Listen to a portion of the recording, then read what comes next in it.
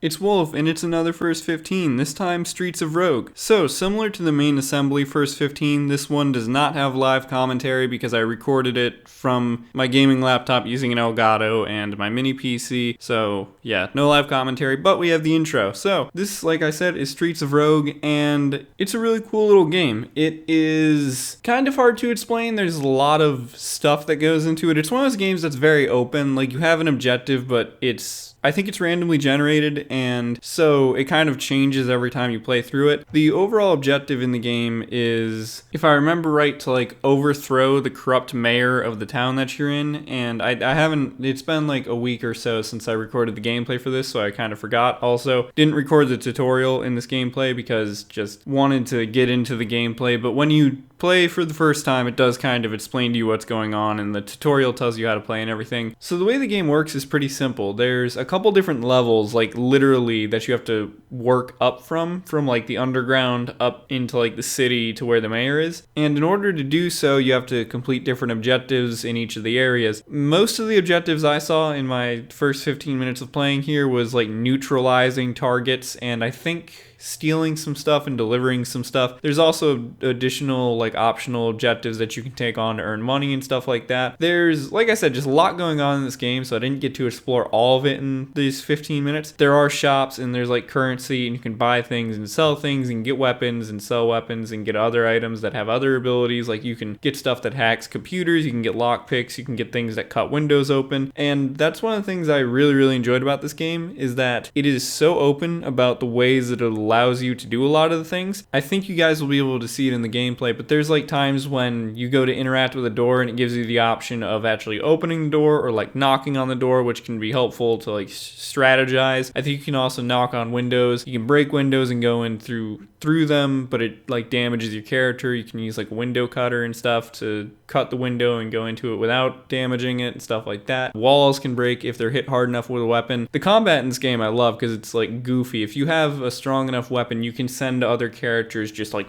flying through buildings and stuff, and they can do the same thing to you if they have a weapon also. And there's various weapons. I know that during this gameplay, I think I got like a sledgehammer at one point and a sword, and I think eventually I found a pistol, but I didn't really get to use it because I'm pretty sure my character ended up dying when they picked up the pistol. So speaking of characters, there's also a bunch of different classes. This is one of those games where whenever you start a run, you can pick a class. Well, I think it's not like when you start. You can pick classes. Like I said, it's been like a week since I played, so I kind of forgot how some of the technical aspects of the game work, but you can choose different classes, and different classes can do different things. So I think you guys actually might even see me do it in the gameplay, because I'm pretty sure I changed classes in the gameplay. But like at one point in this gameplay, I know I used like a thief class, which allowed me to have some lockpicks from the beginning and some of the window cutters from the beginning. But at the same point, I think it was also why shopkeepers kept chasing me out whenever I entered shops as a thief, because like shopkeepers wouldn't want a thief in their store. And overall, when I saw this game on Keymailer, I thought it looked interesting, and so that's why I requested the key. But I wasn't sure if I was actually gonna like, if it was gonna be a game that I would want to play, you know, outside of the first 15, because there's sometimes I get sent games that like I play for the first 15 but then don't really end up playing again later on. And this game is actually one that I can see myself playing afterwards, which is really in its favor, because like the top-down action games like this are not ones that I play super often. Really, the only other game that I play like this that I like actually play sometimes is Hotline Miami. So simply put, it's pretty good. And as I keep saying, just the openness of the interaction and choices of how you go about things in this game are just really well done. And I'm sure that as you level up and unlock more characters and find more stuff, there's probably even more ways for you to figure out how to do different levels. I know that there's like a thing that lets you go through walls, so that would probably be helpful for different levels, especially like if you maybe needed to steal something but didn't want to like go sneaking through the building or whatever. So anyway, I think that honestly the gameplay probably speaks for itself for this game, and you guys will see just the amount of options that I had in going about each of the scenarios that I needed to do to complete objectives. And I'm sure you guys will probably like come up with other paths that I could have done just watching the gameplay. So anyway, there's about like 10 minutes left of gameplay, I think. So hope you guys enjoy it, and here's the rest of the gameplay.